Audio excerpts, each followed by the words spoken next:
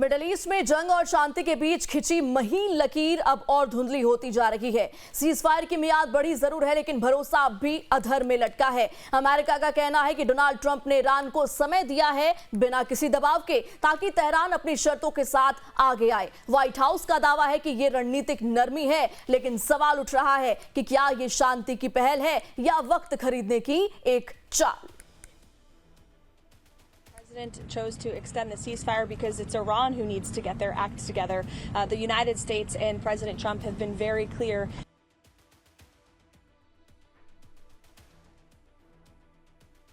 White house की press सचिव Karoline Leavitt के मुताबिक युद्ध विराम को बढ़ाने का फैसला इसलिए लिया गया है क्योंकि ईरान को अपनी स्थिति सुधारने का मौका देना जरूरी है। लेकिन इस बयान के बीच एक बड़ा सच ये भी है कि जमीन और समुद्र दोनों मोर्चे पर तनाव कम होने के बजाय और गहराता दिख रहा है। The president's offering them a little bit of flexibility because we want to see a unified proposal to the president's very strong proposal, and he's made his red lines very clear.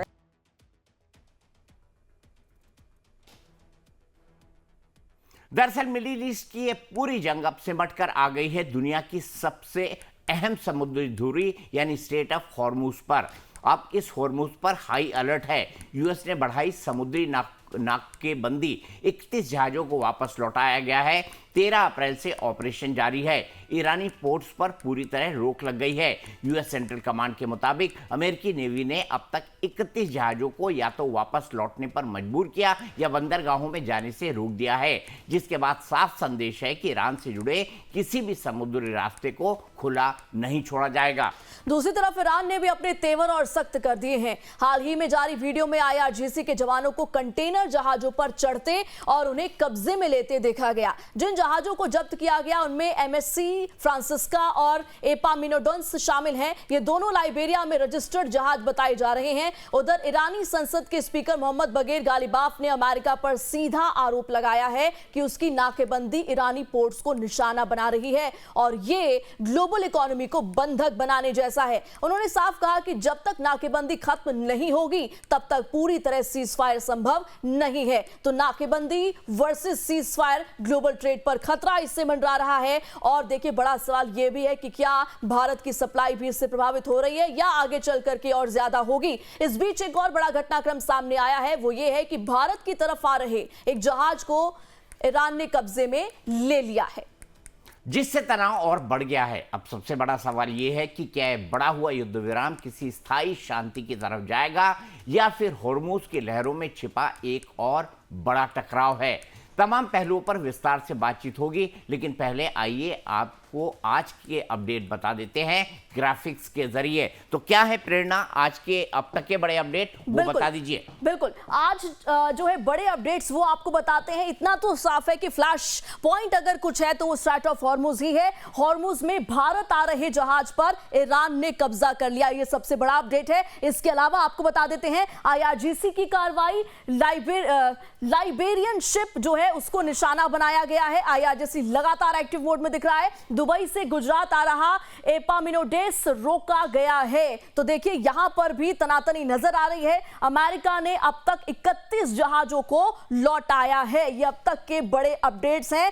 नाकेबंदी के चलते कई ship ने अपना root जो है, रास्ता जो है वो बदल दिया है। हॉर्मुज में फायरिंग से तनाव बढ़ा है, जिसका वीडियो भी बकायदा जारी किया गया है। तो कुल मिलाकर ये तमाम बड़े अपडेट्स हैं। नाकेबंदी हटे बिना सीज फायर नहीं होगा। ईरान ने अपना रुख जो है इसको लेकर के बिल्कुल क्लियर कर दिया है। धमकियां बातचीत में रुकावट बन रही है। यह पशकियान का कॉल है। तेल की कीमतों में 4% इजाफा हुआ है क्योंकि इसका बड़ा असर जो है वैश्विक इकोनॉमी पर पड़ रहा है। शुक्रवार तक अच्छी खबर आएगी, ये ट्रंप कह रहे हैं। ट्रंप ने पहले भी देखिए सीज फायर की बात कही थी, लेकिन ईरान ने क्लियर कह दिया था कि हम इस ब्लॉकेड की वजह से, जब तक ये ब्लॉकेड नहीं हटता है कोई सीज फायर नहीं होगा। और हारने वाला कैसे डिसाइड कर सकता है कि सीज फायर आगे बढ़ेगा या नहीं। बेहद महत्वपूर्ण बात है। देखिए सबसे बड़ी सवाल है कि ट्रंप को ये उम्मीद है कि शुक्रवार को बातचीत होगी। वो इस बात का संकेत दे रहे हैं, लेकिन क्या शुक्रवार, क्योंकि आज गुरुवार तो हो चुका है,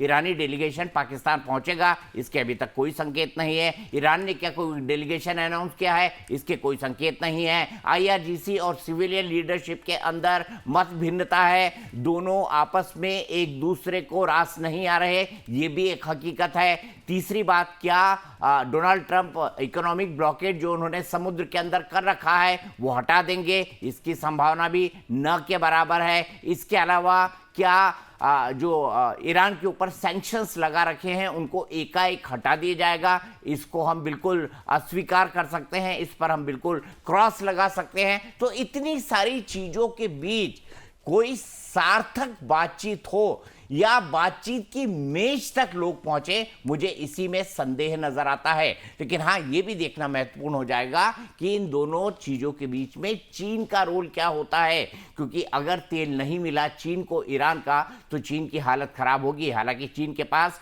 अपना रिजर्व है, लेकिन चीन क्या ईरान और पाकिस्तान दोनों पर अपना दबाव बनाएगा, इसी को समझेंगे। संजीव श्रीवास्तव विदेशी मामलों के जानकार हैं, उनसे बात करेंगे।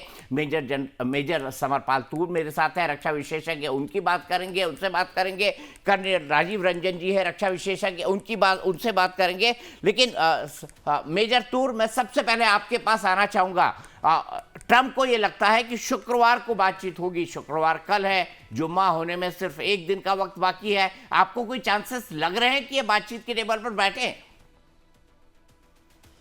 देखिए दीपक जी, बातचीत के चांसेस बहुत कम है। मैंने जिस तरीके से आर्टिकल भी लिखा है और मैं बहुत पहले से बोलता आ रहा हूं कि ये एक टैक्टिकल मतलब मिलिट्री बेट है। इसमें आसिम मुनीर को एक टूल के तौर पे इस्तेमाल किया जा रहा है ताकि इजराइल को समय मिले हिजबुल्लाह को नष्ट नाबूद करने के लिए, और इसी दौरान ईरान हमला ना कर सके इजराइल के ऊपर, ताकि इजराइल का मेन फोकस जो है हिजबुल्लाह को नष्ट नाबूद करना, उसे मतलब इररिलेवेंट बना देना। तो उसकी वजह से ये एक मिली हुई साजिश है। और इसमें यदि देखें सीज फायर को, अगर हम वास्तव में देखें तो एक तरफ सऊदी अरब पाकिस्तान को खींच रहा है, तो और दूसरी तरफ अमेरिका जब ग्राउंड ऑफेंसिव में जाएगा तो सबसे लाइकली लोकेशन कहां से है, वो पाकिस्तान से है। और शमशी एयरबेस में तो अभी अमेरिका के एयरक्राफ्ट्स और ट्रूप्स वैसे ही स्टेशनड हैं। तो देखें, पाकिस्तान को किसी भी तरीके में सऊदी अरब के साथ भी जाना पड़ेगा, अमेरिका के साथ भी जाना पड़ेगा। तो इकोनॉमिकली पाकिस्तान फंस चुका है, इसलिए पाकिस्तान बहुत ज्यादा प्रेशर डाल रहा है, यूएस पे भी गुहार लगा रहा है, ईरान से भी गुहार लगा रहा है कि ये लड़ाई और युद्ध आगे नहीं होना चाहिए। और इसी दौरान ईरानियन जो डेलीगेशन है उसके आपसी फूट पड़ी हुई है आईआरजीसी के साथ, जिसमें कि डेलीगेशन का फाइनल नियुक्ति नहीं हो पा रही कि जाएगा कौन पाकिस्तान बात करने के लिए अमेरिकन डेलीगेशन के साथ। ना ही अमेरिकन डेलीगेशन आई है।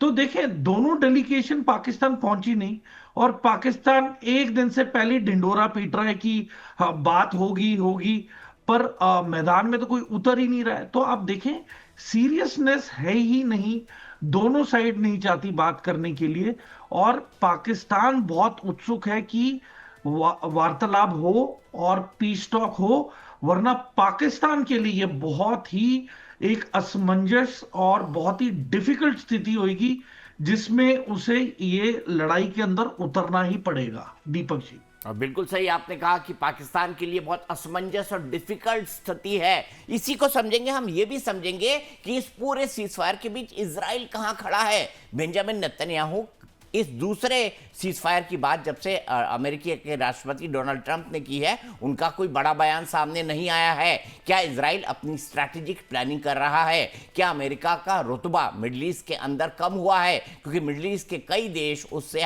आर्थिक हर्जाना मांगने की तैयारी कर रहे हैं। क्या इन तमाम चीजों से एक नया वर्ल्ड ऑर्डर बनेगा? ईरान, अमेरिका और इजराइल के युद्ध की दूसरे दौर का सीजफायर डोनाल्ड ट्रंप ने अनाउंस कर दिया। हालांकि इसकी कोई समय सीमा नहीं है। डोनाल्ड ट्रंप और अमेरिका और पाकिस्तान को अभी भी लगता है कि शुक्रवार को ईरान बातचीत की टेबल पर आएगा। पहले यह संभावना जताई जा रही थी कि मंगलवार को ईरान बातचीत की टेबल पर आए, लेकिन ऐसा नहीं हो पाया। इन्हीं तमाम चीजों के बाद ईरान के सरकारी मीडिया ने आसिम मुनीर की क्रेडिबिलिटी पर सवाल उठा दिए हैं। सवाल यहां पर यह खड़ा होता है कि जब कोई देश मध्यस्थ होता है तो उसकी एक क्रेडिबिलिटी होनी चाहिए, उसकी एक विश्वसनीयता होनी चाहिए और वो दोनों के बीच निष्पक्ष तरीके से काम कर सके। लेकिन ईरान के सरकारी मीडिया ने कल साफ साफ कहा कि आसिम मुनीर अमेरिका के पोस्टमैन हैं। इसके अलावा वो ये झूठा दावा करते हैं कि ईरान की लीडरशिप से उनके बहुत अच्छे संबंध हैं। उन्होंने आसिम मुनीर की क्रेडिबिलिटी पर भी सवाल उठाया है। संजीव श्रीवास्तव जी, इससे बातचीत पर क्या इंपैक्ट पड़ता है? क्योंकि पाकिस्तान की क्रेडिबिलिटी वैसे तो पूरी दुनिया में कहीं है नहीं, इसके जरिए वो थोड़ी सी अपनी रिलेवेंस को बनाए रखना चाहता है। ऐसे में ईरानी सरकारी मीडिया का आसिम मुनीर पर हमला ये क्या जताता है? देखिए दीपक जी, ये इस बात को स्पष्ट रूप से दर्शाता है कि पाकिस्तान अपनी जो मैसेंजर की जो भूमिका उसकी रही, जो एक पोस्टमैन की जो भूमिका है, उसको भी वो ईमानदारी से नहीं निभा पा रहा है। और जैसे कि हम पहले भी डिस्कस कर चुके हैं कि ये जो पूरी पाकिस्तान की भूमिका है वो मैसेजेस का आदान प्रदान करने वाली ही रही है। पाकिस्तान की जो इंटरनेशनल क्रेडिबिलिटी बहुत ही लो है। पाकिस्तान के अंदर की जो स्थितियां हैं वो इतनी ज्यादा वल्नरेबल है। पाकिस्तान आज भी आतंकवाद का एक एपिसेंटर के तौर पे वो जाना जाता है, कुख्यात है, नोटोरियस है। तो ऐसे पाकिस्तान की जो इंटरनेशनल क्रेडिबिलिटी जो पहले से ही बहुत लो रही, उस राष्ट्र के द्वारा इस पूरे युद्ध को में जो भूमिका जो निभाई जा रही थी उसके पहले ही से ही बड़े सवालिया निशान खड़े थे। इजराइल इसको कभी भी लेकर के खुश नहीं था और ख्वाजा आसिफ और इजराइल के साइड पे जो ट्वीट्स और काउंटर ट्वीट्स हुए और उसके बाद ख्वाजा आसिफ ने जिस तरीके से इजराइल की आलोचना की, उसके बाद अपना ट्वीट हटाया, उससे ये बहुत स्पष्ट है कि इजराइल जो कि इस युद्ध में पूरी तरह से शामिल है, वो कहीं भी पाकिस्तान की इस भूमिका से वो खुश नहीं था। और ऐसे में अब ईरान की तरफ से ही जब ईरानियन मीडिया इस तरीके के आरोप लगा रही है, तो ऐसे में तो पाकिस्तान की जो क्रेडिबिलिटी जो वो बढ़ाने की कोशिश कर रहा था उसके ऊपर एक कुठाराघात हुआ है और इसके लिए पाकिस्तानी स्वयं जिम्मेदार है। ऐसी रिपोर्ट्स हैं कि जो आसिम मुनीर, जो फील्ड मार्शल मुनीर है, वो जब तेहरान की यात्रा पर गए थे तो वहां से जो मैसेजेज उनको दिए गए थे उन्होंने उसको प्रॉपर तरीके से कन्वे अमेरिका को नहीं किए और अमेरिका के द्वारा जो प्रपोजल्स हैं उसको कहीं ज्यादा वो पुश कर रहे थे, ईरानियन प्रपोजल्स को कहीं वो साइड लाइन करने की कोशिश कर रहे थे। तो इससे ईरान बिल्कुल खुश नहीं है और ऐसे में अगर इसी तरीके की स्थिति रही तो ये कहीं से भी इस जो पीस टॉक्स का जो प्रोसेस चल रहा है उसको ये जरा भी कहीं मदद करने नहीं जा रहा है। और इस बात की संभावना से इनकार नहीं कर सकते कि आने वाले समय में कोई नया वेन्यू, कोई नया जो मध्यस्थ है उसको तलाशने का कार्य भी शुरू हो सकता है। जैसे आप जानते हैं कि 28 फरवरी के पहले वो भूमिका ओमान के द्वारा निभाई जा रही थी, लेकिन पाकिस्तान ने ये जो प्रोएक्टिव तरीके से जो अपनी भूमिका को निभाने की कवायद की, उसके पीछे दीपक जी एक कारण मैं ये भी देखता हूँ, जैसा कि मैंने पहले भी आपके शो में डिस्कस किया था कि जो पाकिस्तान के लिए ये जो पूरी स्थिति थी वो आगे कुआं पीछे खाई वाली स्थिति थी। यदि पाकिस्तान अमेरिका के साइड में जाता तो पाकिस्तान के कट्टरपंथी नाराज हो जाते, यदि कट्टरपंथियों का समर्थन वो करता तो अमेरिका के राष्ट्रपति डोनाल्ड ट्रंप नाराज हो जाते। तो ऐसे में पाकिस्तान ने ये मध्यस्थता का एक पूरा एक कवायद करके दोनों ही पक्षों को, अपने देश को भी और जो उसके जो सबसे बड़े जिसके जो आर्मी अमेरिका अल्लाह में जो अमेरिका वाला जो फैक्टर उसको खुश करने के लिए उन्होंने ये बीच का रास्ता चुना, लेकिन वो बीच का रास्ता भी ठीक तरीके से नहीं निभा पा रहे हैं। और पाकिस्तान, जैसा कि तूर साहब ने कहा कि पाकिस्तान की स्थिति और भी ज्यादा खराब होने वाली है। लेकिन जहां तक ये पूरी पीस टॉक्स का प्रश्न है दीपक जी, मैं ये स्पष्ट रूप से देखता हूं कि ये जो टॉक्स है ये इंटरेक्शंस तो बने रहेंगे, लेकिन ये जो निगोशिएशंस और डायलॉग की जो प्रक्रिया है ये एक प्रोलॉन्ग प्रोसेस दिखाई देता है, एक लॉन्ग ड्रॉन प्रोसेस है और ये डील इतनी आसानी से होने नहीं जा रही है।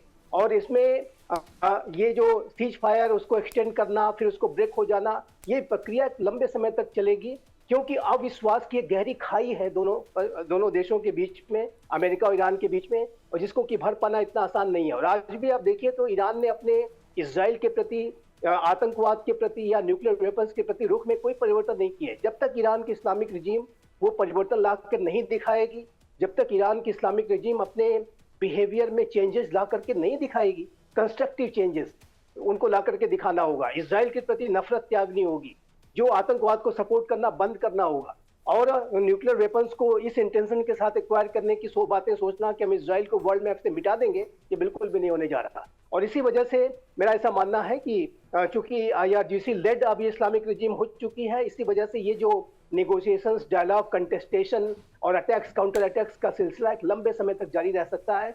ये बातचीत, इंटरेक्शंस तो होते रहेंगे, और ये कभी हो सकता है पाकिस्तान में आज हो, कल को किसी और देश में हो सकता है। संभव है कि ओमान फिर से वो वेन्यू बन जाए, या कोई अन्य राष्ट्र भी वेन्यू बन सकता है। ये बातचीत चलती रहेगी, लेकिन ये जो वोलेटिलिटी है, ये जो अस्थिरता है पूरे वेस्ट एशिया में, वो लंबे समय तक बने रहने की इसकी पूरी संभावना है। और इसी वजह से मैं बार बार इस बात को कहता हूं कि हमारे अपने राष्ट्र को भी और पूरे अंतर्राष्ट्रीय समुदाय को जो अल्टरनेट एनर्जी सप्लाई रूट्स और सप्लाई चेन्स को इस्टेब्लिश करने का जो प्रोसेस है, उसको तेज करना चाहिए। और चाहे वो अमेरिका हो, लैटिन अमेरिका हो, अफ्रीका हो, यूरोप हो, ऑस्ट्रेलिया हो, अन्य जगहों से जहां कहीं से भी हम एनर्जी इंपोर्ट्स हम कर सकते हैं, उस सप्लाई चेन्स को स्थापित करने की आवश्यकता है। क्योंकि यहाँ पे वेस्ट एशिया की जो वोलेटिलिटी है, ये एक लंबे समय तक जो है यहाँ बनी रह सकती है, और इसके लिए हमें अपने आप को तैयार करना होगा। ठीक है बंसल साहब, IRGC वर्सेस सिविलियन लीडरशिप, ये जो रिफ्ट है, ये कितना इंपैक्ट डालेगा बातचीत की इस प्रोसेस पर, शांति पर? क्योंकि ईरान में अब एक मत नहीं है, और इसका इशारा खुद डोनाल्ड ट्रंप ने किया है। जरूर देखिए, देख रहे हैं कहीं न कहीं एक मतभेद आ गया है IRGC और वहां के जो सत्ता के जो लोग हैं, और IRGC हावी होता जा रहा है। जहां तक टर्म्स का है, डिक्टेट कर रहा है, कह रहे हैं। जो फर्स्ट बातचीत जब हुई थी तो उसमें IRGC नाराज भी हो गई थी जिस तरह से इन्होंने अपना पक्ष रखा था, और आके काफी उसके ऊपर काफी विवाद हुआ है। और अभी IRGC कहीं न कहीं कमांड कर रही है, वो कंट्रोल कर रही है बातचीत को, और अपने टर्म्स को डिक्टेट कर रही है।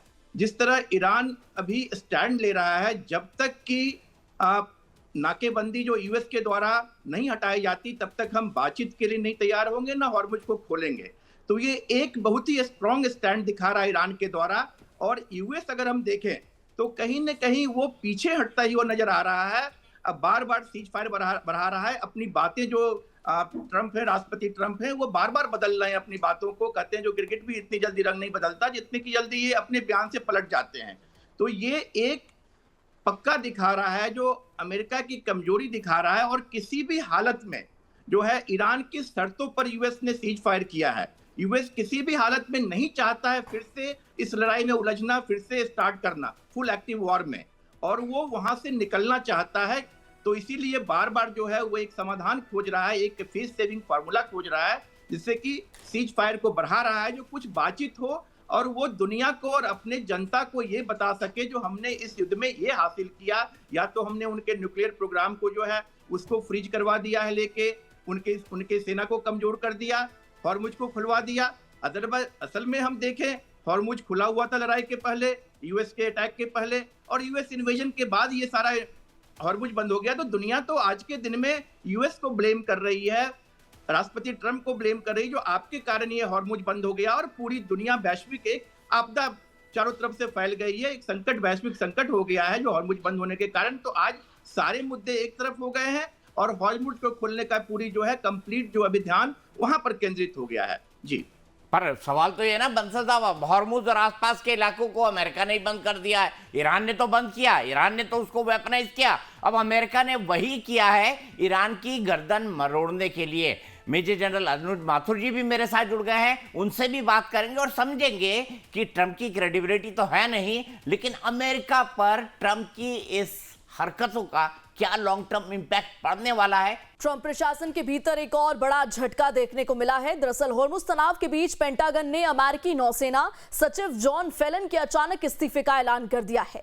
यूएस नेवी में यह बड़ा बदलाव है। नौसेना सचिव जॉन फेलन का इस्तीफा, कारण लेकिन अब तक साफ नहीं है। होर्मुज तनाव के बीच ये बड़ा फैसला लिया गया है। रिपोर्ट्स के मुताबिक डोनाल्ड ट्रंप के दूसरे कार्यकाल में किसी सैन्य सेवा प्रमुख का यह पहला इस्तीफा है, और वो भी ऐसे वक्त में जब स्ट्रेट ऑफ होर्मुज में अमेरिका की सख्त नाकेबंदी जारी है। अब सवाल ये है कि आखिर आगे का जो कमान है वो कौन संभालेगा। तो देखिए, इसको लेकर के कुछ ग्राफिक्स आपको बता देते हैं। हंग काओ बने कार्यवाहक प्रमुख, 25 साल का इन्हें सैन्य अनुभव है और ट्रंप के करीबी ये माने जाते हैं। फिलहाल अंडर सेक्रेटरी हंग काओ को कार्यवाहक जिम्मेदारी सौंपी गई है। हालांकि कुछ हफ्तों में रक्षा मंत्री पीट हेग्सेथ ने कई शीर्ष सैन्य और नागरिक नेतृत्व में बदलाव किए हैं। फेलन से पहले सेना के शीर्ष अधिकारी रैंडी जॉर्ज को भी पद से हटाया गया था। लगातार हो रहे इस फेरबदल से सवाल भी उठ रहे हैं कि क्या हॉर्मुज के बढ़ते तनाव के बीच अमेरिका की रणनीति भी बदल रही है। अब सवाल यह है कि अमेरिका की बदली हुई रणनीति है या फिर अमेरिका के अंदर डिफरेंस ऑफ ओपिनियन, जिसके चलते ट्रंप उन लोगों को नहीं बर्दाश्त करते जो उनसे अलग ओपिनियन रखते हैं। आपको पता है ना, उनके खास मित्र हुआ करते थे एलन मस्क। जब दोनों के ओपिनियन अलग अलग हो गए इलेक्शन के बाद, तो दोनों की राहें भी अलग हो गई और बहुत बिटर, जिसको बोले ना, बहुत कड़वे ढंग से दोनों के रास्ते अलग हुए थे। अब इसी को समझने के लिए जनरल माथुर के पास चलते हैं। जनरल साहब, मैं आपसे समझना चाहूंगा, अमेरिका में एकाएक सेना के अंदर ये परिवर्तन क्यों देखने को मिल रहे हैं? ये डिफरेंस ऑफ ओपिनियन के कारण है? क्या ये लोग वो हैं जो नहीं चाहते कि ईरान के साथ इस तरीके से इंगेज हो जाए? जय हिंद दीपक। देखिए, ये बिल्कुल क्लियर है कि कभी भी किसी लड़ाई के बीच में इस प्रकार से सेना प्रमुख, नौसेना प्रमुख, इन लोगों को हटाया नहीं जाता है आमतौर पे। लेकिन मैं इस चीज को कनेक्ट करना चाहूंगा, जब से ट्रंप दूसरी अपनी पारी शुरू करने के लिए आए हैं गत 2025 जनवरी में, तब से लेकर के इन्होंने 22-23 जनरल्स और एडमिरल्स को निकाल दिया है।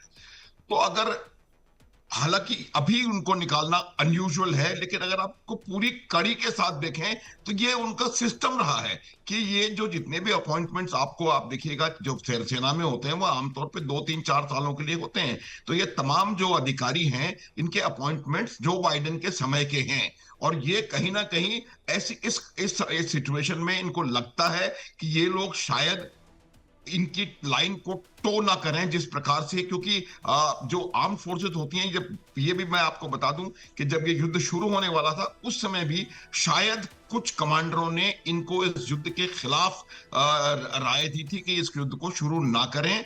ये बहुत बड़ा सिचुएशन क्रिएट हो जाएगी और इससे आपको निकल पाना मुश्किल हो जाएगा, शायद ऐसा लोगों ने कहा था। लेकिन आप देखेंगे जनवरी 25 से लेकर के अप्रैल 26 तक ये 20 या 22 जनरल्स एडमिरल्स को हटा चुके हैं, पहली बात। दूसरी बात यह है कि अभी क्योंकि जो सारा कुछ अभी आज की जो परिस्थिति है दीपक, अगर आप मुझसे मेरा आकलन चाहेंगे तो मैं यही बताऊंगा कि दोनों के लिए, ईरान के लिए भी स्टेट ऑफ हॉर्मुज ही एकमात्र हथियार बचा हुआ है और अमेरिका के लिए भी स्टेट ऑफ हॉर्मुज एकमात्र हथियार बचा हुआ है। अब मैं आपको डिटेल्स पूरी एक स्टैटिस्टिक्स दे सकता हूं कि ईरान के ऊपर स्टेट ऑफ हॉर्मुज बंद होने का कितना जबरदस्त उनकी अर्थव्यवस्था पर असर पड़ रहा है। आज आप देखेंगे उनका 80% स्टील प्रोडक्शन जो है वो अफेक्टेड है, उनका 56% ग्रेन जो है वो इसी रास्ते से आता है। एक ही बंदरगाह से इनकी सारी जो दूसरी गुड्स हैं, हम लगातार ऑयल पे कॉन्सेंट्रेट कर रहे हैं। ऑयल में मानता हूं 65% उनका जो एक्सपोर्ट है वो ऑयल के ऊपर आधारित है, वो अफेक्टेड है।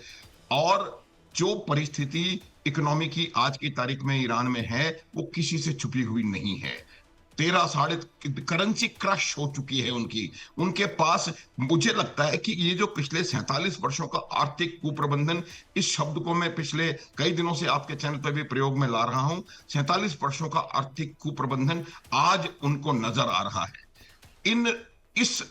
इस सिस्टम ने, इस रेजिम ने वेलफेयर स्कीम्स में ईरान के लोगों के लिए मुझे लगता है कि बहुत कम इन्वेस्ट, या शायद बिल्कुल जीरो के हिसाब से इन्वेस्टमेंट किया। सारा जो पैसा, मैं कल भी परसों भी यही कह रहा था, जो पैसा ईरान के लोगों के भले के लिए खर्च होना चाहिए था, वो इन्होंने अपने 12-13 प्रॉक्सीज जो हैं उनको आर्म करने में और उनको पूरे पश्चिम एशिया में तैयार करने में उसको लगाया। तो मेरा ये मानना है कि दोनों के पास हथियार यही बचा है, और अगर अमेरिका का ये जो ब्लॉकेड है ये पूरी तरह से इफेक्टिव होता है, तो ईरान को आने वाले 15 दिन के अंदर ऐसी परिस्थिति हो जाएगी कि उनको अपने ऑयल प्रोडक्शन के वेल्स को बंद करना पड़ेगा, क्योंकि अगर तेल बाहर नहीं जाएगा तो उनके पास स्टोरेज की कैपेसिटी बहुत लिमिटेड है।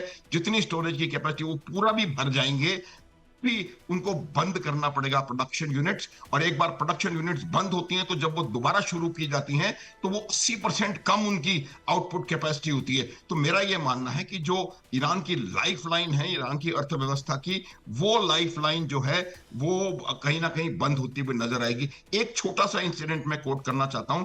एक सुन्नी लीडर हैं जो कि सिस्तान बलोचिस्तान के इलाके में उनका उनका दबदबा है, वो पॉलिटिकली बहुत अकम्पलिश्ड हैं। उन्होंने भी यही कहा है कि आज ईरान के आकाश पर अमेरिका का दुश्मनों का कब्जा है। ईरान का इंफ्रास्ट्रक्चर लगातार खराब हो रहा है और ये जो रिजीम है, जब भगवान के पास they will not have an answer to the God कि क्यों उन्होंने इस देश का इतना डेवस्टेशन करवा दिया। तो मेरा ये मानना है कि ईरान भी बहुत जबरदस्त तरीके से दबाव में है, लेकिन अनफॉर्चुनेटली आज ईरान जो है वो आईआरजीसी के कब्जे में है लगभग पूरी तरह से। और आईआरजी जिस प्रकार से उन्होंने विक्ट्री मार्चेस निकाले हैं, जिस दिन ये खत्म होने वाला था सीज फायर, विक्ट्री मार्चेस निकाले गए हैं। उन्होंने अपनी मिसाइल्स को परेड किया है। उन्होंने जो मुस्तरबंद गाड़ियों पे नकाबपोश लोग हथियार लेकर के घूम रहे हैं। ऐसा दिखाया जा रहा है कि हम लोग पूरी तरह से लड़ने के लिए तैयार हैं। हो सकता है वो लड़ने के लिए तैयार हों। ये भी वो मैसेज देना चाहते हैं कि उनके लोगों को पता लगे, जो लोग इनके समर्थन में हैं, कि वो किसी प्रकार का कॉम्प्रोमाइज अमेरिका के साथ करने नहीं वाले हैं। लेकिन मेरा एक मत ये भी रहेगा कि ईरान को ये भी देखने की आवश्यकता है कि किस हद तक वो आर्थिक रूप से अपने ऊपर प्रहार सह सकते हैं। दीपक, वैलिड पॉइंट है। आपने जैसा कहा, मैंने भी वो तस्वीरें देखी जब ट्रक पर रखकर फतह मिसाइलों को जो है वो लगातार ईरान के अलग अलग हिस्सों में ले जाया जा रहा था और साथ में हजारों लाखों की संख्या में लोग थे। और आपने बिल्कुल सही कहा कि आईआरजीसी के जो कमांडोज होंगे या आईआरजीसी के जो ऑफिसर्स होंगे वो उन ट्रक्स के साथ चल रहे थे और ऐसा जताने की कोशिश की गई ईरान की तरफ से कि हमने वाकई फतह हासिल कर ली है। लेकिन आपको लगता है मेजर समरपाल तूर जी, क्या आपको लगता है कि 15 दिन में ही चोक हो जाएगा? अगर इसी तरह का इकोनॉमिक ब्लॉकेड ईरान का जारी रहा तो ईरान और उसके जो पूरे रिसोर्सेस हैं वो ड्राई आउट हो जाएंगे। देखिए, पहली चीज तो हमें ये पूछना चाहिए कि क्या आईआरजीसी को अपने हिस्सेदार और जो तेल के खरीदार हैं, क्या ईरान को उनकी चिंता है? ईरान की कोई ऐसी लीडरशिप या कोई फेस बचा है जो कि दुनिया का ये जो प्रेशर है कि स्ट्रेट ऑफ हॉर्मुज खोलें, उसको लेके उसे कुछ पड़ी है? तो पहला सवाल तो ये। दूसरा, देखिए, मोसैक डॉक्ट्रिन बनाई ही इसलिए गई थी कि अगर यदि लीडरलेस हो गए तो इंडिपेंडेंट प्रोविंसेस में एक डिव कमांडर या कोर कमांडर के तौर पे ये सारे के सारे 31 लीडर अपने इंडिपेंडेंट डिसीजन लेंगे। तो देखें, जहां पे आपको सारी चीजें स्ट्रीमलाइन करनी थी, अब वहां पे डिसेंट्रलाइज हो चुकी है। तो हो सकता है कि 31 लीडरों में से 10 लीडर हो जो कि स्ट्रेट ऑफ हॉर्मुज का तरफ उनका इलाका हो, तो वो अगर ऑर्डर डिफाई कर देंगे तो आप क्या कर सकते हैं? और आप दुनिया के सामने आके तो कह नहीं सकते कि आईआरजीसी के कमांडर्स की आपस में नहीं बन रही है। तो देखें, ये सद्दाम हुसैन की जो डाउनफॉल हुई है उसकी केस स्टडी को लेके बनाया गया है। लिबिया में जैसे गद्दाफी का डाउनफॉल हुआ है उसकी स्टडी को लेके मोसैक डॉक्ट्रिन यहां ईरान में इंप्लीमेंट की गई है कि यदि टॉप लीडरशिप खत्म भी हो जाए तो जंग सालों साल जारी रहेगी, एक मिलिटेंसी का रूप लेगी और ये बहुत ही लंबे दौर पे लड़ाई चलेगी। और हमें भूलना नहीं चाहिए कि डेजर्ट स्टॉर्म 1 और डेजर्ट स्टॉर्म 2 के बीच जो अंतर था वो था 12 साल 20 दिन का अंतर। उसके बाद जब 2003 में जब डेजर्ट स्टॉर्म 2 चालू हुआ वो 2013 में जाके खत्म हुआ है। तो देखें, ये जो जंग है ये ऐसे नहीं कि रातों रात खत्म होगी। और ये भी नहीं है कि सिर्फ और सिर्फ ईरान पूरी दुनिया को तेल दे रहा है, और भी मुल्क हैं, कुवैत है, बहरीन है, कतर है, सऊदी अरब है, तो ये सारे मुल्क भी तो तेल दे रहे हैं, रशिया है। तो देखिए क्वांटिटी उन मुल्कों की ज्यादा हो जाएगी डिस्ट्रीब्यूशन में यदि ईरान के साथ लंबी लड़ाई चली। तो देखिए स्टेबलाइज होगा, पर तुरंत अभी कहना बहुत मुश्किल है। और जिस तरीके से अमेरिका तैयारी कर रहा है, क्योंकि देखें ये शांति वार्तालाप के दौरान एक इन्होंने एयरक्राफ्ट कैरियर ग्रुप और बुला लिया है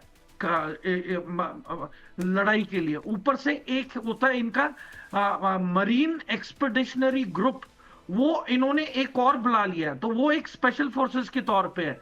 वो अब 3500 ट्रूप्स हो गए हैं स्पेशल एक्सपेडिशनरी फोर्स के। तो देखें अमेरिका अपनी मैन पावर कम नहीं कर रहा है, वो हथियार, जवान और सामान की बढ़ोतरी ही कर रहा है।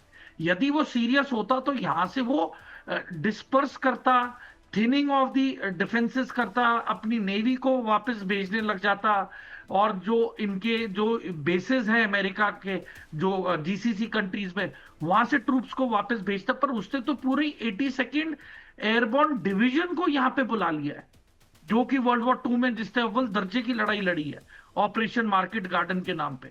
तो देखें ये लड़ाई होगी, और अब ग्राउंड ऑफेंसिव की तैयारी भी हो रही है। यहाँ पे इकट्ठे किए जा रहे हैं सारे दस्ते, और लोग कह रहे हैं कि स्पेशलाइज्ड ऑपरेशन होगा। तो देखिए स्पेशलाइज्ड ऑपरेशन इतने एग्रेसिव माहौल के अंदर, और हमें भूलना नहीं चाहिए कि हाइपरसोनिक मिसाइल्स की प्रेजेंस है, तो नेवी पे बहुत प्रेशर है, अमेरिकन नेवी पे।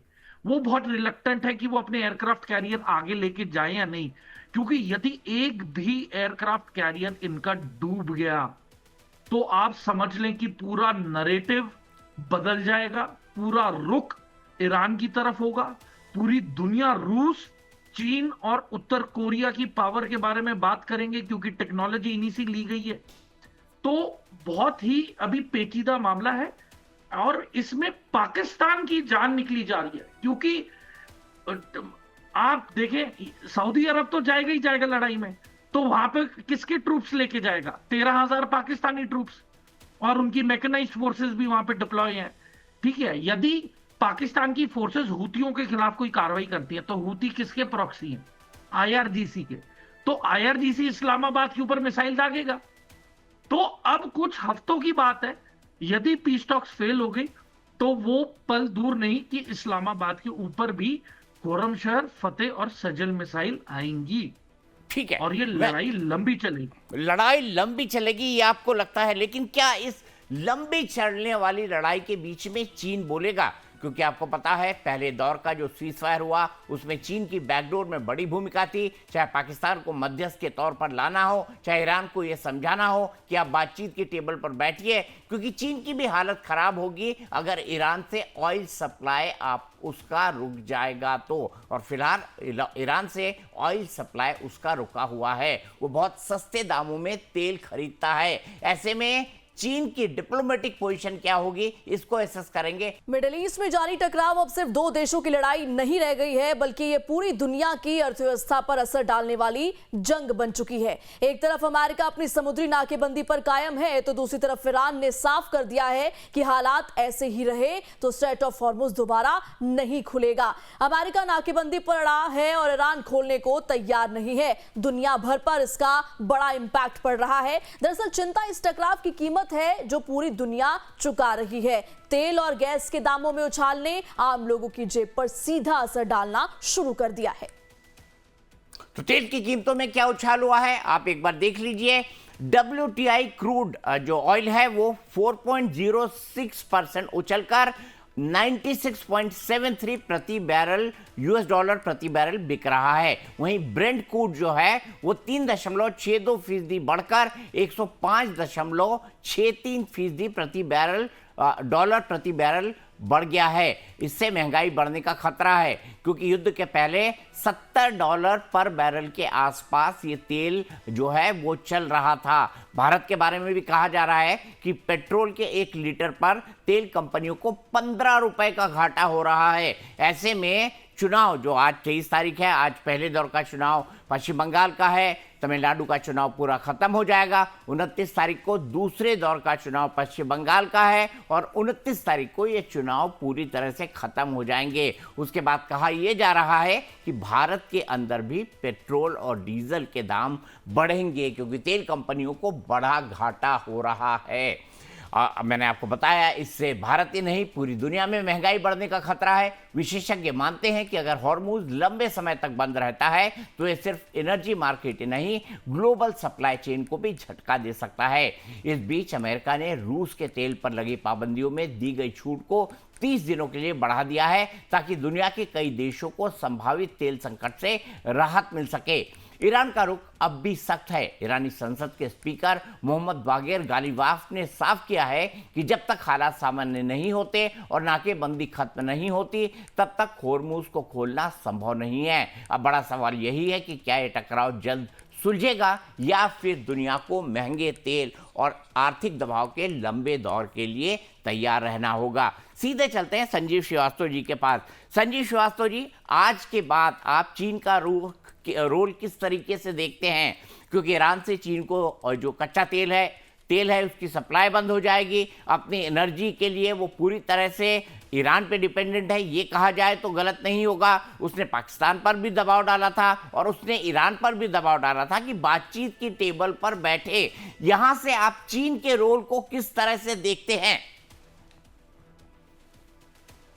देखिए दीपक जी, चाइना की जो भूमिका है वो पहले दौर की जो बातचीत हुई थी उसमें भी सबसे महत्वपूर्ण थी और उस भूमिका में मैं विशेष रूप से इस बात को कहना चाहता हूं कि जो चाइना की सरकार है उसका ईरान के इस्लामिक रिजीम में जो इन्फ्लुएंसेस हैं, जो उसका जो एक गहरा प्रभाव है उसको वो बहुत महत्वपूर्ण है।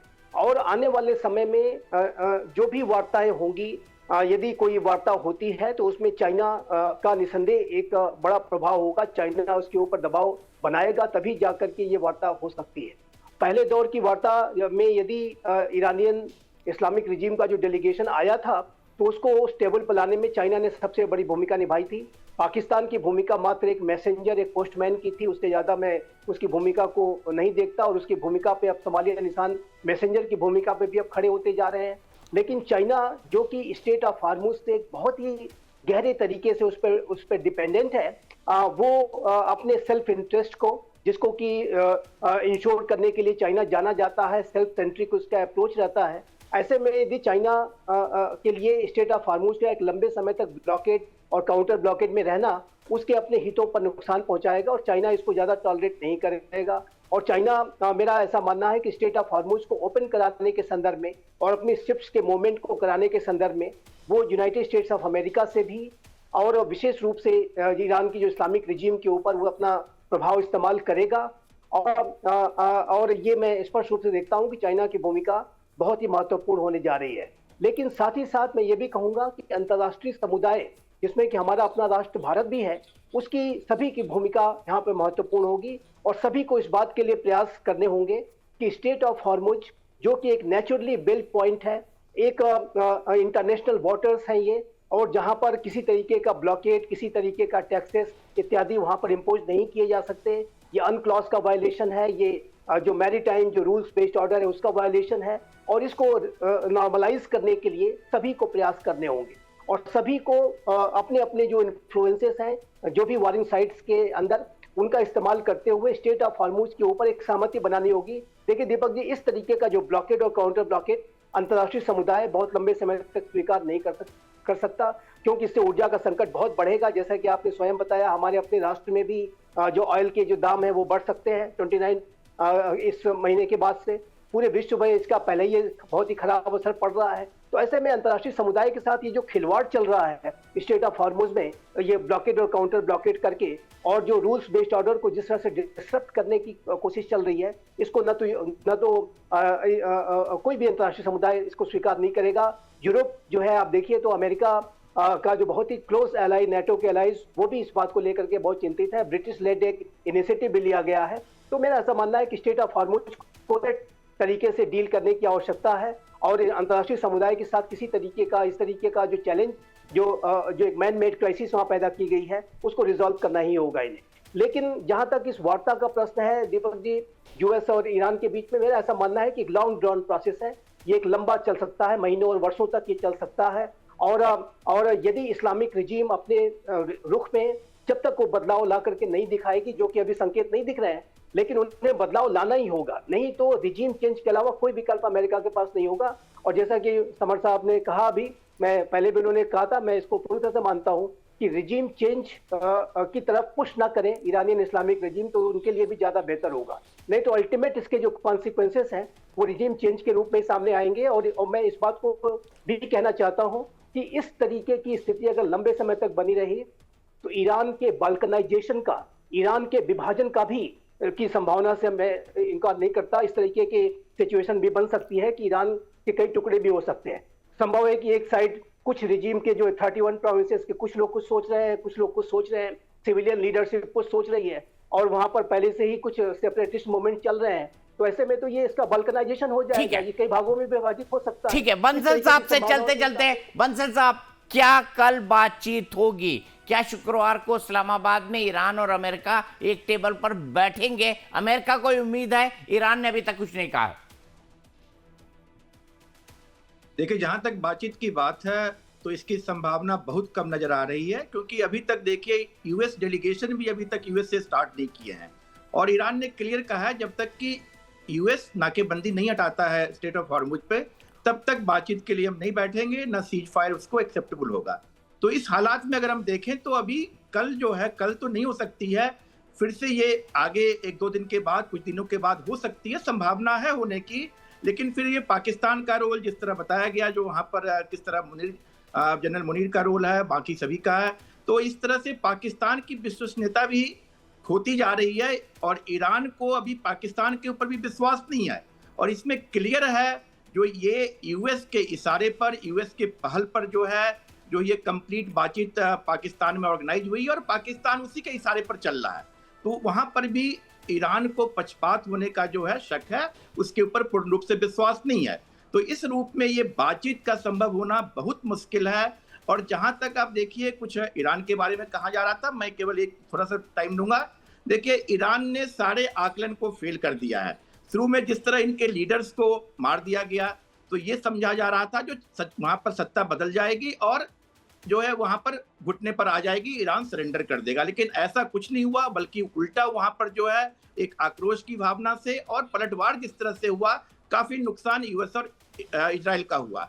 और आज के दिन में जिस तरह से ईरान शुरू में विलेन के रूप में इस युद्ध में आई थी और यूएस था हीरो के रूप में, आज कहीं ना कहीं वर्ल्ड की ओपिनियन बदलती चली जा रही है और ईरान को हीरो के रूप में प्रदर्शित किया जा रहा है, और यूएस अगर देखिए तो एक विलेन के रूप में आ गया है। आज पूरे गल्फ कंट्रीज हैं, पूरे नाटो कंट्रीज हैं, कोई भी यूएस के साथ देने के लिए तैयार नहीं है, उल्टा उनके ऊपर जो है जो बयान कर रहे हैं उसके अगेंस्ट में बयान टिप्पणियां कर रहे हैं लेके, और काफी स्ट्रॉन्ग जो है वो कमेंट्स कर रहे हैं यूएस के अगेंस्ट में।